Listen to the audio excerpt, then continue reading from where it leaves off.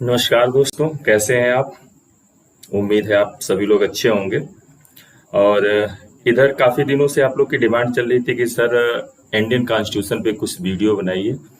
तो मैंने आप लोग की मांग को सुनते हुए आज पहला पार्ट तैयार किया है भारतीय संविधान का, और इससे रिलेटेड मैंने क्वेश्चन आपको टेलीग्राम चैनल पे दे दिया था जिसे आप लोगों ने सॉल्व किया होगा।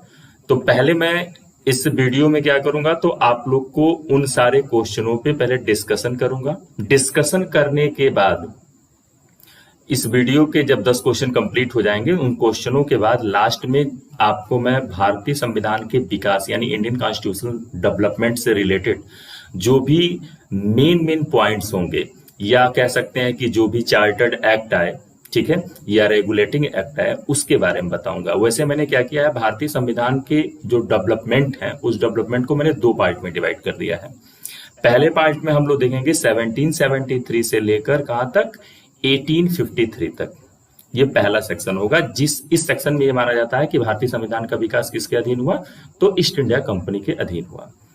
और 1858 से क्या होता है, आपका इंडियन काउंसिल एक्ट आना शुरू हो जाता है, यानी भारत परिषद अधिनियम आना शुरू हो जाता है। और वहां से लेकर हम लोग 1947 जो इंडियन इंडिपेंडेंट एक्ट आता है वहां तक की चीजों को समझेंगे।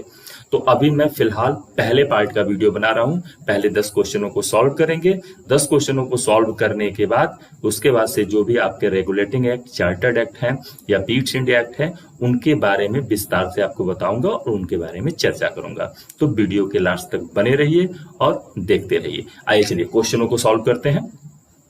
पहला क्वेश्चन दे रहा है कि किस एक्ट के द्वारा वारेन हेस्टिंग को बंगाल प्रेसिडेंसी का गवर्नर जनरल नियुक्त किया गया।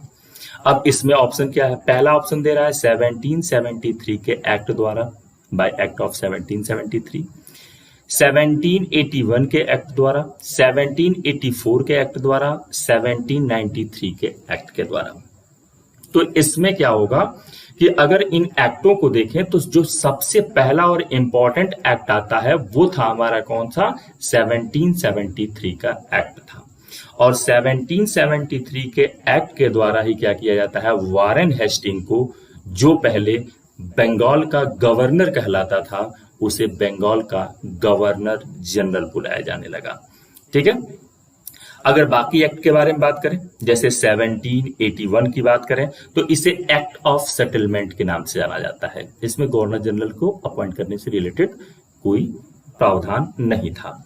इसके बाद हम 1784 के एक्ट की बात करें तो इसमें भी कुछ इंपॉर्टेंट इस तरह की, मतलब गवर्नर जनरल से रिलेटेड, इसकी नियुक्ति से रिलेटेड कोई भी प्रावधान नहीं था। इसे एक्ट ऑफ सेटलमेंट भी कहा जाता है। 1773 का जो एक्ट था उसमें जो भी कमियां थी उसे दूर करने के लिए 1781 का आपका एक्ट लाया गया था।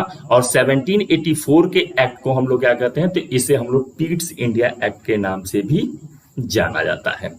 और 1793 का जो एक्ट था, इसके बारे में कहा जाता है कि इसका मेन जो ये था कि गवर्नर जनरल को अपनी काउंसिल के निर्णयों को रद्द करने या स्वीकार करने की छूट दे दी गई थी। ठीक है। बाकी मैं सारे एक्ट के डिटेल आपको लास्ट में वीडियो में वहां पे डिक्लेयर करूंगा। अगला क्वेश्चन देखते हैं। कह रहा है कि 1773 के एक्ट द्वारा कलकत्ता में स्थापित प्रथम भारतीय उच्चतम न्यायालय का मुख्य न्यायाधीश किसे नियुक्त किया गया था। तो जैसा कि हम लोग सभी लोग जानते हैं कि 1773 के एक्ट द्वारा कलकत्ता में 1774 यानी 1774 में कलकत्ता में एक सुप्रीम कोर्ट की स्थापना की गई थी, जिसमें कहा जाता है एक मुख्य न्यायाधीश और 3 अन्य न्यायाधीशों की नियुक्ति की गई थी। ठीक है। अब ऑप्शन क्या है, सर एलिजा, इन्हें ही सर एलिजा इम्पे के नाम से जाना जाता है, चैम्बर्स, स्टीफन, जॉन हाइड। ठीक है। हमारा करेक्ट आंसर होगा सर एलिजा इम्पे।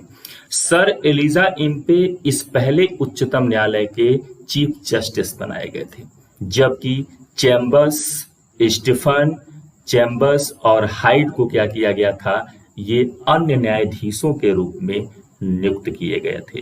कहा जाता है सर एलिजा इम्पे जो पहले मुख्य न्यायाधीश बनाए गए थे, इनके बारे में यह कहा जाता है कि ये लगभग 1774 से लेकर 1783 तक कलकत्ता उच्चतम न्यायालय के चीफ जस्टिस के पद पर बने रहे। इनकी डेथ हो गई। इनकी डेथ होने के बाद कहा जाता है कार्यवाहक मुख्य न्यायाधीश के रूप में चेम्बर्स ने काम किया था। कब तक? 1791 तक। ठीक है, आगे चलते हैं। कहा गया भारत के किस संस्थान को कार्यरत विधानसभा की संज्ञा दी जाती है? ये थोड़ा सा क्वेश्चन अलग है, सोचने लायक है। इस पे जब तक आप सोचेंगे नहीं, विचार नहीं करेंगे, तब तक इस प्रश्न को सॉल्व कर पाना थोड़ा सा मुश्किल होगा। कहा गया पहला ऑप्शन कह रहा है केंद्रीय मंत्रिपरिषद। क्या केंद्रीय मंत्रिपरिषद को हम संविधान वर्तमान या कार्यरत संविधान सभा की संज्ञा दे सकते हैं? तो ये करेक्ट आंसर नहीं होगा, नहीं दे सकते। ये बात अलग है कि मंत्रिपरिषद कानूनों को बनाती है, उसे संसद में पारित करवाती है, लेकिन संसद कहीं ना कहीं केंद्रीय मंत्रिपरिषद के कानून तो बना सकती है केंद्रीय मंत्रिपरिषद, लेकिन जब तक उसे पार्लियामेंट पास नहीं करेगी तब तक वो क्या होगा? कानून नहीं बनेगा। इसलिए इसे हम संविधान सभा की संज्ञा नहीं दे सकते। हमारा करेक्ट आंसर होगा सुप्रीम कोर्ट। सुप्रीम कोर्ट क्यों होगा? क्योंकि सुप्रीम कोर्ट के जो भी आदेश होते हैं, जो भी उसके निर्णय होते हैं, वो अपने आप ही एक कानून हो जाते हैं। तो सुप्रीम कोर्ट क्या करती है? संविधान की रक्षक भी है और संविधान के ही अनुसार क्या करती है? निर्णय देती है। इसलिए हम कह सकते हैं कि वर्तमान समय में संविधान, एक कार्यरत संविधान सभा की संज्ञा किसे दे सकते हैं? हम सुप्रीम कोर्ट को दे सकते हैं। महान्यायवादी, अटॉर्नी जनरल ऑफ इंडिया, ऐसा जिसके बारे में सोचना भी गलत होगा। और रही पार्लियामेंट्री कमेटियों की बात करें, अगर जो भी पार्लियामेंट्री समितियां होती हैं तो अलग अलग कार्य के लिए अलग अलग समितियां बनाई जाती हैं। कुछ परमानेंट समितियां बनाई जाती हैं और कुछ क्या होती है, कुछ एडहॉक कमेटियां बनाई जाती हैं जो अपना कार्य करने के बाद समाप्त हो जाती हैं। तो हमारा करेक्ट आंसर क्या होगा? Supreme court. अगले क्वेश्चन की तरफ चलते हैं। अगला क्वेश्चन कह रहा है किस एक्ट के द्वारा नए कानूनों को बनाने तथा लागू करते समय भारतीय समाज तथा धार्मिक रीति रिवाजों को ध्यान में रखने की बात कही गई है? ठीक है, तो अगर इस क्वेश्चन को हम देखें तो हमारा करेक्ट आंसर क्या है? तो एक्ट ऑफ सेटलमेंट, 1781 का जो एक्ट ऑफ सेटलमेंट था, इसमें क्या किया गया? जो 1773 का रेगुलेटिंग एक्ट आया था, उसमें जो भी खामियां थी उन्हें दूर करने के लिए एक्ट ऑफ सेटलमेंट लाया गया था। ठीक है, अब इसमें क्या किया गया? तो इसमें कहा जाता है कि इसमें गवर्नर जनरल को क्या किया गया कि यह अधिकार दे दिया गया कि गवर्नर जनरल मुंबई तथा मद्रास पर भी उसकी क्या पोजीशन होगी, क्या स्थिति होगी, इस बात को स्पष्ट करने की कोशिश की गई। 1784 का Pitt's India act, Pitt's India act के बारे में कहा जाता है कि यहां पर मेन काम यह हुआ कि कंपनी का जो व्यापारिक और राजनैतिक क्रियाकलाप था, जो कार्य थे, उसे डिफाइन किया गया था। 1793 के अगर हम लोग चार्टर्ड एक्ट की बात करें तो कहा जाता है इसमें कुछ बहुत ज्यादा इंपॉर्टेंट कार्य नहीं हुए।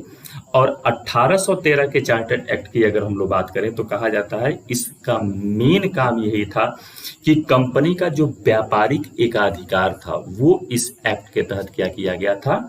समाप्त कर दिया गया था। तो हमारा करेक्ट आंसर क्या हो जाएगा? 1781 का एक्ट ऑफ सेटलमेंट।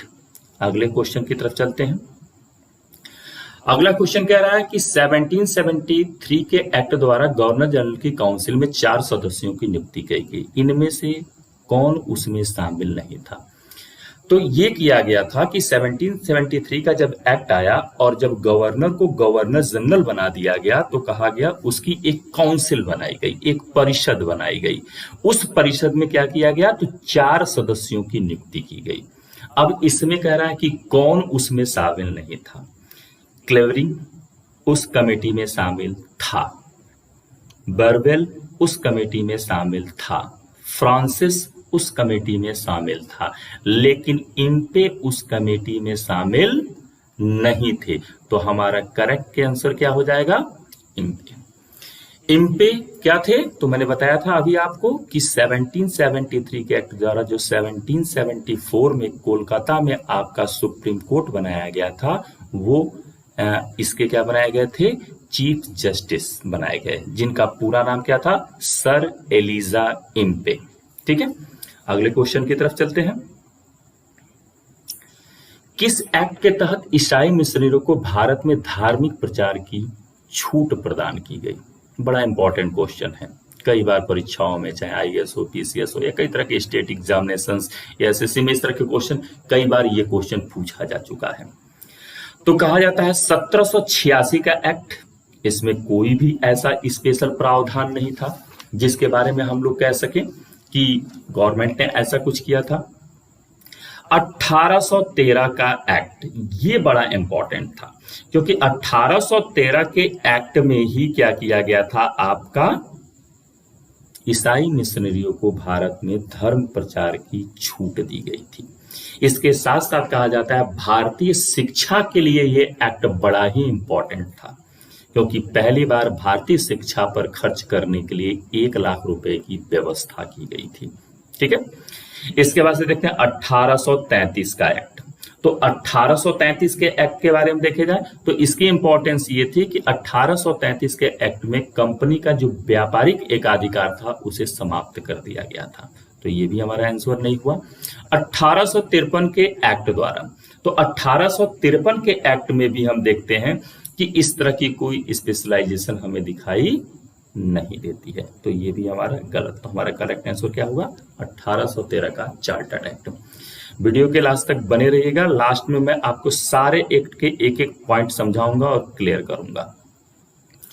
अगला क्वेश्चन कह रहा है किस एक्ट द्वारा लॉर्ड विलियम बेंटिंक को भारत का पहला गवर्नर जनरल बनाया गया? याद रखिएगा, ये क्या कह रहा है, भारत का पहला गवर्नर जनरल, बल्कि वारेन हेस्टिंग क्या था, बंगाल का पहला गवर्नर जनरल था।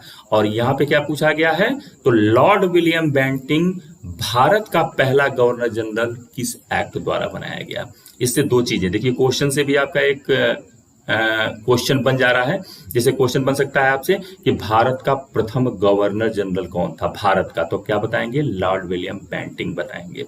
ठीक है, तो किस एक्ट के द्वारा लॉर्ड विलियम बेंटिंक को भारत का गवर्नर जनरल बनाया गया? तो 1813 का एक्ट नहीं, 1813 के एक्ट के तहत लॉर्ड विलियम बेंटिंक को भारत का गवर्नर जनरल नहीं बनाया गया। अब देखते हैं किस एक्ट के द्वारा, तो कहा जाता है 1833, यानी 1833 के एक्ट के द्वारा लॉर्ड विलियम बेंटिंक को क्या किया गया था, भारत का पहला गवर्नर जनरल घोषित किया गया था। और इसी के साथ साथ कहा जाता है कि भारतीय प्रशासन का केंद्रीकरण किया गया, यानी एक व्यक्ति में पावर दिया गया, गवर्नर जनरल को पावरफुल बना दिया गया। 1853 का एक्ट अगर देखें तो ये भी हमारा आंसर नहीं होगा, या 1858 का एक्ट देखें तो यह एक भारत परिषद अधिनियम था जो 1857 की क्रांति के बाद आया। और इसकी सबसे बड़ी स्पेशलाइजेशन ये थी कि इस एक्ट के द्वारा क्या किया गया, तो कहा जाता है कि जो EIC थी, यानी कि ईस्ट इंडिया कंपनी, इसे भारत से क्या किया गया, पूरी तरह से समाप्त कर दिया गया। ठीक है, अगले क्वेश्चन की तरफ चलते हैं। अगला क्वेश्चन कह रहा है गवर्नर जनरल को अध्यादेश जारी करने का अधिकार किस अधिनियम द्वारा दिया गया? तो भारत परिषद अधिनियम 1858, बिल्कुल नहीं। इस एक्ट के द्वारा गवर्नर जनरल को अध्यादेश जारी करने का आदेश नहीं दिया गया। ठीक है, 1861, भारत परिषद अधिनियम 1861, ये हमारा करेक्ट आंसर होगा, क्योंकि 1861 के अधिनियम द्वारा क्या किया गया, गवर्नर जनरल को अध्यादेश, किस स्थिति में, तो विषम परिस्थितियों में उसे अध्यादेश जारी करने का अधिकार दिया गया था। 1892 के एक्ट में इस तरह का कोई प्रावधान नहीं, और 1909 के अधिनियम को हम लोग मार्ले मिंटो सुधारों के नाम से जाना जाता है। और इसकी खासियत ये थी कि इस अधिनियम द्वारा आपके भारत में क्या होता है, तो भारत में पहली बार पृथक निर्वाचन प्रणाली की शुरुआत होती है। ठीक है, तो इस अधिनियम को हम किस नाम से, मार्ले मिंटो सुधारों के नाम से भी जानते हैं। अगला क्वेश्चन देखते हैं, गवर्नर जनरल की कार्यकारिणी में प्रथम भारतीय विधि सदस्य के रूप में नियुक्त होने वाले व्यक्ति कौन थे? बड़ा इंपॉर्टेंट क्वेश्चन है, कई बार पूछा गया है। केजी गुप्ता नहीं, केजी गुप्ता जी आपके भारतीय विधि सदस्य के रूप में नियुक्त होने वाले प्रथम व्यक्ति नहीं थे।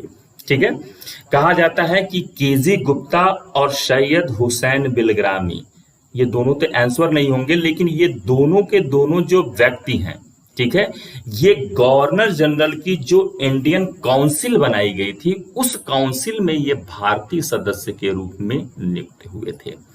दादा भाई नौरोजी की बात करें तो दादा भाई नौरोजी भी इस पद पर नियुक्त नहीं हुए थे। दादा भाई नौरोजी का आप लोग सभी जानते हैं, ग्रैंड ओल्ड मैन के नाम से जानते हैं।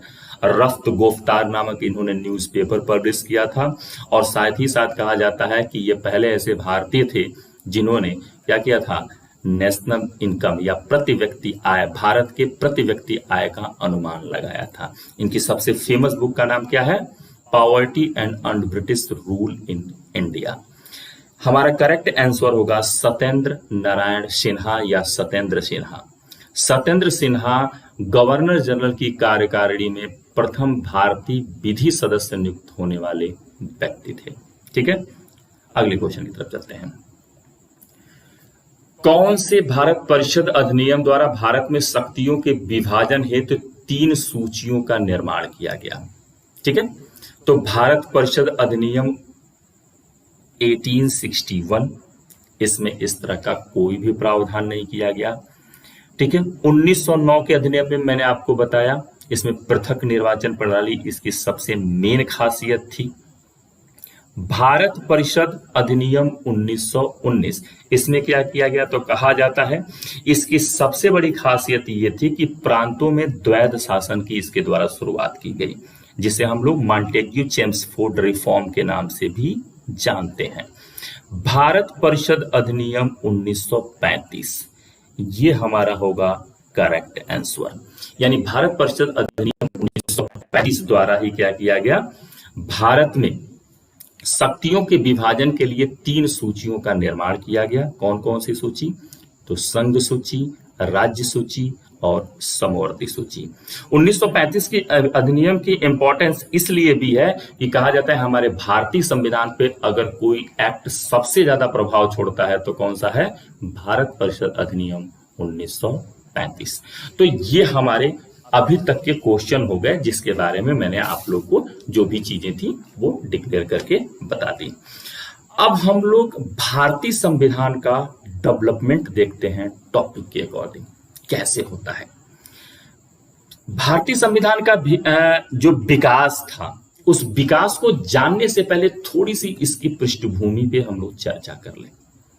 अगर हम लोग चर्चा करें इस पृष्ठभूमि पर, तो देखते हैं कि ईस्ट इंडिया कंपनी की स्थापना 1599 ईस्वी में होती है, और 1600 ईस्वी में ईस्ट इंडिया कंपनी क्या करती है, महारानी एलिजाबेथ से एक चार्टर लेती है, और चार्टर लेने के बाद से 15 वर्षों के लिए उसे क्या हो जाता है, पूर्वी देशों के साथ व्यापार करने का एकाधिकार प्राप्त होता है, और EIC निकलती है ब्रिटेन से पूर्वी देशों के साथ व्यापार करने के लिए।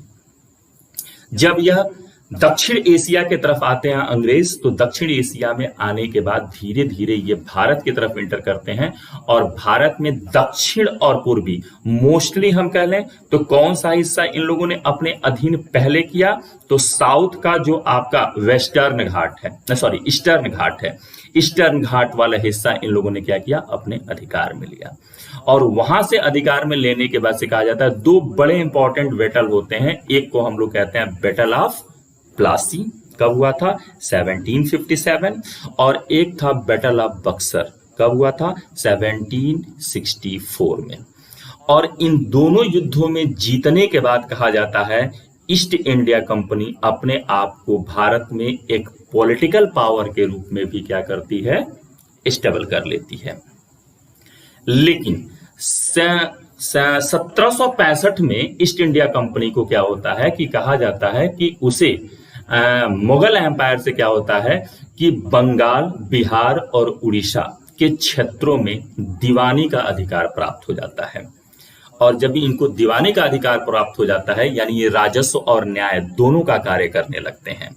और इसी के साथ साथ क्या होता है, कंपनी में भ्रष्टाचार बढ़ जाता है, और इस भ्रष्टाचार बढ़ने के कारण अंततः ब्रिटिश गवर्नमेंट को कहा जाता है इसमें इंटरफेयर करना पड़ता है, और इंटरफेयर करने के बाद से 1773 का रेगुलेटिंग एक्ट जारी किया जाता है। तो ये इसकी एक थोड़ी सी पृष्ठभूमि है। ब्रिटिश शासन के दौरान पारित एक्टों को हम लोग क्या कर सकते हैं, तो दो भागों में बांटा जा सकता है। पहला कौन सा, ईस्ट इंडिया कंपनी के अंतर्गत पारित एक्ट। तो ईस्ट इंडिया कंपनी के अंतर्गत जो भी पारित एक्ट हैं वो कहां से कहां चले जाते हैं, तो कहा जाता है ये आपके सीधे सीधे 1773 से लेकर कहां तक, ये हम ले सकते हैं 1853 के एक्ट तक, ये ईस्ट इंडिया कंपनी के अंतर्गत पारित एक्ट है। और दूसरा भाग जो मैं बाद में इस पे वीडियो बनाऊंगा, ब्रिटिश क्राउन के अंतर्गत पारित अधिनियम, यानी कि जब ब्रिटिश गवर्नमेंट ने भारत का शासन डायरेक्ट अपने हाथों में ले लिया। तो कब लिया, तो 1857 की क्रांति के बाद, जब पहली बार क्या होता है, इंडियन काउंसिल एक्ट पारित किया जाता है, भारत परिषद अधिनियम, जिसकी शुरुआत होती है कब से, 1858 से, और ये एक्ट कब तक आएंगे, 1947 तक, जो हमारा लास्ट एक्ट था इंडियन इंडिपेंडेंट एक्ट 1947। चलिए अब एक एक एक्ट को देखते हैं। सबसे पहले बात करें हम लोग तो रेगुलेटिंग एक्ट 1773 की बात करते हैं। अगर हम लोग रेगुलेटिंग एक्ट 1773 की बात करते हैं तो कहा जाता है कि जो रेगुलेटिंग एक्ट 1773 था, इसका मेन रीजन ये था कि ब्रिटिश जो ईस्ट इंडिया कंपनी भारत में थी उसमें क्या हुआ था, तो उसमें भ्रष्टाचार अपने चरम पे पहुंच चुका था, और इस भ्रष्टाचार को समाप्त करने के उद्देश्य से ब्रिटिश प्रधानमंत्री लॉर्ड नॉर्थ ने क्या किया, एक रेगुलेटिंग एक्ट इशू किया, जिसे हम लोग रेगुलेटिंग एक्ट 1773 के नाम से जानते हैं। इस रेगुलेटिंग एक्ट की कुछ विशेषताएं थी, जैसे मद्रास प्रेसिडेंसी, मुंबई प्रेसिडेंसी और बंगाल प्रेसिडेंसी, तीन अलग अलग प्रेसिडेंसियां हुआ करती थी। इन तीनों प्रेसिडेंसियों के अलग अलग गवर्नर हुआ करते थे। अब क्या किया गया, तो इस एक्ट के द्वारा क्या किया गया कि इन बाकी दो प्रेसिडेंसियों को बंगाल प्रेसिडेंसी के अधीन कर दिया गया, यानी इस पर अब अधिकार, यानी इन दोनों प्रेसिडेंसियों पे किसका अधिकार हो गया, बंगाल प्रेसिडेंसी का। हालांकि ये प्रेसिडेंसियां बनी रही, लेकिन मेन गवर्न कहां से होगा अब यहां से, तो बंगाल प्रेसिडेंसी से होगा, यानी बंगाल का जो गवर्नर जनरल होगा वही इन प्रेसिडेंसियों को भी हैंडल करेगा, सुप्रीम यही होगा। ठीक है। दूसरा इंपॉर्टेंट डिसीजन क्या हुआ, तो दूसरा इंपॉर्टेंट डिसीजन ये हुआ कि बंगाल के गवर्नर को गवर्नर जनरल कहा जाने लगा। अब बंगाल का गवर्नर क्या कहलाने लगा, गवर्नर जनरल के नाम से जाना जाने लगा। कहा जाता है कि बंगाल के गवर्नर जनरल के इस पद पर पहली बार अपॉइंटमेंट किसका होता है, तो कहा जाता है पहली बार अपॉइंटमेंट होता है किसका, Warren Hasting. Warren Hasting Bengal का पहला गवर्नर जनरल बनाया जाता है। इसके बाद से अगला इंपॉर्टेंट फैक्ट क्या रहा, तो ये हमारे दो हो गए। तीसरा क्या रहा, गवर्नर जनरल की काउंसिल में 4 सदस्यों की नियुक्ति की गई। कहा जाता है गवर्नर जनरल को अपना प्रशासन चलाने के लिए एक काउंसिल बनाई गई, ठीक है, और उस काउंसिल में कितने, 4 सदस्यों की नियुक्ति की गई। अब इन सदस्यों में कौन कौन था, मैं पहले भी आपको बता चुका हूं, फ्रांसिस, क्लेवरिंग, मॉनसन तथा वारवेल की नियुक्ति की जाती है। और कहा जाता है इसमें जो वारवेल था वो हेस्टिंग का समर्थक था, जबकि वारवेल के अतिरिक्त अगर हम लोग बात करें फ्रांसिस, तो फ्रांसिस कहा जाता है कि हेस्टिंग का सबसे बड़ा विरोधी था। रीजन इसके पीछे ये था कि जो आपका वॉरेन हेस्टिंग था, वॉरेन हेस्टिंग के साथ वारवेल इंडिया में काम कर चुका था, जबकि बाकी जो 3 सदस्य थे वो जैसे फ्रांसिस, क्लेयरिंग और मॉनसन्स, ये कहां से आए थे, तो कहा जाता है कि ये लोग इंग्लैंड से इंडिया में अपॉइंट हुए थे। तो ये भी एक रीजन माना जाता है कि शायद इनकी न बनती हो, लेकिन फिर भी इतना जरूर कहा जाता है कि जो फ्रांसिस था वो हेस्टिंग का सबसे बड़ा विरोधी था, और चूंकि काउंसिल में जो मेंबर थे ये कहा गया था कि बहुमत के आधार पर ही निर्णय लिया जाएगा। एक बड़ा इंपॉर्टेंट फैक्ट ये रहा कि 1773 के एक्ट द्वारा कलकत्ता में पहली बार एक सुप्रीम कोर्ट की स्थापना कब की गई, तो 1774 में की गई।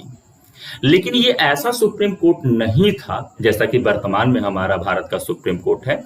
इसमें यह कहा गया कि इस सुप्रीम कोर्ट के खिलाफ अगर किसी को कोई याचिका देनी हो तो वो आपके लंदन की प्रिवी काउंसिल में अपील कर सकता है। इस सुप्रीम कोर्ट में एक मुख्य न्यायाधीश तथा 3 अन्य न्यायाधीशों की नियुक्ति भी की गई। जैसा कि मैंने बताया था कि इसमें मुख्य न्यायाधीश कौन बनाए गए थे, सर एलिजा इम्पे। इसके अलावा चैम्बर्स, हाइड भी इसके क्या थे, जज के रूप में अपॉइंट किए गए थे। ठीक है, इन सभी जजों की जो नियुक्ति होती थी वो कौन करता था, तो कहा जाता था जजों की नियुक्ति कौन करता था, ब्रिटिश सम्राट के द्वारा किया जाता था। ठीक है, अब अगला एक देखते हैं। एक एक्ट था आपका 1781 का एक्ट ऑफ सेटलमेंट। जैसा कि मैं पहले भी बताया आपको कि 1773 के एक्ट में जो कमियां थी उसे दूर करने के लिए 1781 का आपका एक्ट ऑफ सेटलमेंट लाया गया। इसमें बहुत क्या ज्यादा कुछ सुधार तो नहीं किया गया, लेकिन कुछ महत्वपूर्ण निर्णय लिए गए। जैसे कलकत्ता गवर्नर जनरल को बंगाल के साथ साथ बिहार और उड़ीसा के लिए भी कानून बनाने का अधिकार दिया गया। यानी जो आपका बंगाल का गवर्नर जनरल था जो कलकत्ता में रहता था, ठीक है, उसे क्या कर दिया गया, तो आसपास के क्षेत्रों के लिए भी रूल बनाने का राइट दे दिया गया था। दूसरा इंपॉर्टेंट ये रहा, इस एक्ट में ब्रिटिश गवर्नमेंट ने थोड़ा सा भारतीयों को अपनी तरफ मिलाने की कोशिश की। उन्होंने कहा कि जब गवर्नर जनरल की काउंसिल भारत के लिए कोई कानून बनाएगी तो उसमें भारतीयों के हितों का भी ध्यान रखना चाहिए, यानी ध्यान रखा जाएगा। जैसे भारतीय सामाजिक प्रथाएं तथा धार्मिक रीति रिवाजों को ध्यान में रखकर ही कानून बनाया जाए। यानी कहीं ना कहीं इंडियन जो पब्लिक थी उनको थोड़ा सा ध्यान में रखने के लिए इस एक्ट में बात कही गई थी। यही इस एक्ट की खासियत है। अगले एक्ट की तरफ चलते हैं, पीट्स इंडिया एक्ट 1784। ठीक है, कहा जाता है इसमें 6 सदस्यीय बोर्ड ऑफ कंट्रोल की स्थापना की गई। इस 6 सदस्यीय बोर्ड ऑफ कंट्रोल की स्थापना के पीछे मुख्य उद्देश्य यह था कि जो पीट्स इंडिया एक्ट लाया गया, इस एक्ट के द्वारा ब्रिटिश संसद का अधिक प्रभाव बढ़ाना था। यानी कि ब्रिटिश गवर्नमेंट क्या करना चाहती थी, तो British government east India company पर अपने प्रभुत्व को और मजबूत करना चाहती थी। इसी के उद्देश्य से इस एक्ट को लाया गया था। इसमें क्या किया गया, तो 6 सदस्यीय बोर्ड ऑफ कंट्रोल की स्थापना की गई। इनकी नियुक्ति कौन करता था, तो कहा जाता है इनकी नियुक्ति ब्रिटिश सम्राट द्वारा की जाती थी। भारत के जितने भी सैनिक, असैनिक और राजस्व संबंधित मामले थे, यही आपका बोर्ड ऑफ कंट्रोल क्या करता था, उसे देखा करता था। ठीक है, अगला फैक्ट देखते हैं। अगला फैक्ट कह रहा है कंपनी के भारतीय क्षेत्र को ब्रिटिश क्षेत्र नाम दे दिया गया। यानी कि जो भी भारतीय क्षेत्र पे कंपनी ने अधिकार किया, ठीक है, अभी तक क्या था, उसे भारतीय माना जाता था, लेकिन अब उसे क्या किया गया, ब्रिटिश क्षेत्र घोषित कर दिया गया। ठीक है, ब्रिटिश क्षेत्र यानी उपनिवेश, पूरी तरह से उपनिवेश घोषित कर दिया गया इसे। अगला फैक्ट क्या था, मुंबई तथा मद्रास के गवर्नर को पूर्णतः बंगाल के गवर्नर जनरल के अधीन कर दे। यानी इसके पहले जरूर यह किया गया था कि जो बंगाल का गवर्नर जनरल था उसको क्या किया गया था, थोड़े अधिकार मुंबई और मद्रास के गवर्नर को भी दिए गए थे। लेकिन अब इस क्या किया गया, तो इस एक्ट के यानी पीट्स इंडिया एक्ट के द्वारा क्या किया गया, इनको पूरी तरह से बंगाल के गवर्नर जनरल के अधीन कर दिया गया था। ठीक है, इसके साथ साथ एक और इसमें बड़ा इंपॉर्टेंट बात आ गया कि इसमें यह कहा गया कि भारत में जो भी अंग्रेज अधिकारी नियुक्त होंगे, अगर उनसे रिलेटेड कोई मामला कोर्ट में जाता है तो उनकी सुनवाई के लिए इंग्लैंड में एक कोर्ट की स्थापना की गई। यानी जो भी मामले होंगे वो भारतीय कोर्ट में नहीं देखे जाएंगे, कहां देखे जाएंगे, तो स्पेशली उसके लिए इंग्लैंड में एक कोर्ट की स्थापना की गई। अगले एक्ट की तरफ चलते हैं। 1813 का चार्टर्ड एक्ट बड़ा ही इंपॉर्टेंट एक्ट है और यहां से काफी क्वेश्चन पूछे भी जाते हैं। अगर इस एक्ट की हम लोग बात करें तो ये बड़ी ही इंपॉर्टेंट है। अब इस एक्ट की खासियत क्या है? तो कह रहा है क्या, ईसाई मिशनरियों को भारत में धर्म प्रचार की छूट दे दी गई। ये एक तरह से भारत के ईसाईकरण की शुरुआत होती है। ईसाई मिशनरियों को इससे पहले भारत में खुलेआम धर्म प्रचार की छूट नहीं थी, लेकिन पहली बार क्या किया गया, 1813 के एक्ट द्वारा भारत में ईसाई मिशनरियों को धर्म प्रचार की छूट दी गई। कुछ भी ठीक है। इसके अलावा चाय एवं चीन, ये बड़ा इंपॉर्टेंट है। चाय और चीन को छोड़कर कंपनी के सारे व्यापारिक एकाधिकार समाप्त कर दिए गए। ठीक है। चाय और चीन यानी चाय का व्यापार, जो भी भारत से चाय का व्यापार होता था, और जो भी ईस्ट इंडिया कंपनी चीन के साथ व्यापार करती थी, ये दो व्यापार ईस्ट इंडिया कंपनी के पास ही बने रहेंगे। लेकिन इसके अलावा जो बाकी व्यापारिक एकाधिकार है वो समाप्त कर दिया गया ईस्ट इंडिया कंपनी का। ठीक है। यानी सभी ब्रिटिशरों के लिए ये व्यापार का रास्ता खोल दिया गया। अगला इंपॉर्टेंट फैक्ट ये था, भारतीय शिक्षा पे खर्च करने हेतु 1 लाख रुपए का प्रावधान किया गया। ये बड़ा इंपॉर्टेंट था। पहली बार ब्रिटिश गवर्नमेंट क्या करती है, भारतीयों के शिक्षा के विषय में सोचती है और उस शिक्षा पे क्या करती है, 1 लाख रुपए का प्रावधान करती है। ठीक है। आगे चलकर देखते हैं कि इसी पैसे को लेकर क्या होता है, भारत में एक विवाद खड़ा हो जाता है, जिसे हम लोग प्राच्य और पाश्चात्य विवाद के नाम से भी जानते हैं।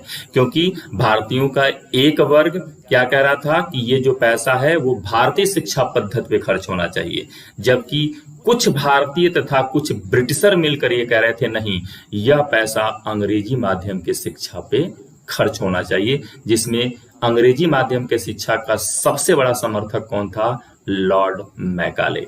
इसीलिए लॉर्ड मैकाले को भारत में क्या कहते हैं, अंग्रेजी शिक्षा का जनक भी कहा जाता है।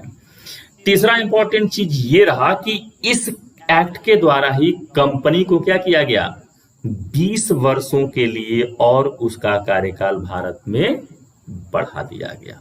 ठीक है। अगले एक्ट की तरफ चलते हैं, 1833 का एक्ट।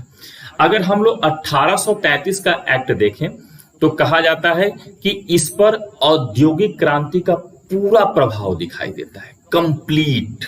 ठीक है। कंप्लीट पूरी तरह से प्रभाव दिखाई देता है। इसके साथ साथ क्या होता है, जेम्स मिल के कंप्लीट विचार हमें इस एक्ट पर दिखाई देते हैं। ठीक है। अब इसमें क्या किया गया, तो EIC यानी ईस्ट इंडिया कंपनी को पूर्णतः प्रशासनिक एवं राजनैतिक संस्था बना दिया गया। बड़ा इंपॉर्टेंट था। अब क्या किया गया, तो प्रशासनिक और राजनैतिक संस्था के रूप में, इसके पहले क्या थी, व्यापारिक संस्था थी, लेकिन अब EIC को क्या बना दिया गया, तो प्रशासनिक और राजनैतिक संस्था बना दिया गया।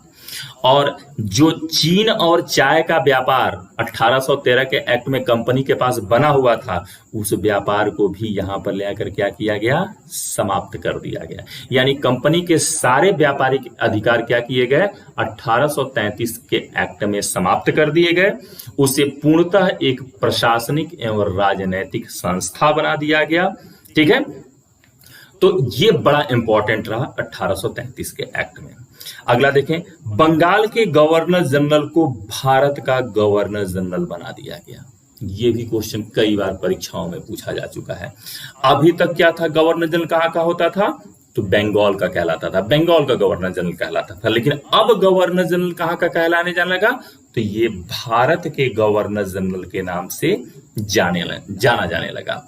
यानी कि इस एक्ट के द्वारा ब्रिटिश गवर्नमेंट ने क्या किया, भारत में केंद्रीय प्रशासन की नींव डाली। यहां पर प्रशासन को क्या किया गया, केंद्रित किया गया, एक व्यक्ति में निहित किया गया प्रशासन को। तो यहां पे प्रशासन के केंद्रीकरण की क्या होती है, शुरुआत होती है। जैसा कि हम लोग जानते हैं, लॉर्ड विलियम बेंटिंग भारत का पहला गवर्नर जनरल बनाया जाता है। भारत में स्लेवरी सिस्टम या दास प्रथा को क्या किया गया, अवैध घोषित कर दिया गया।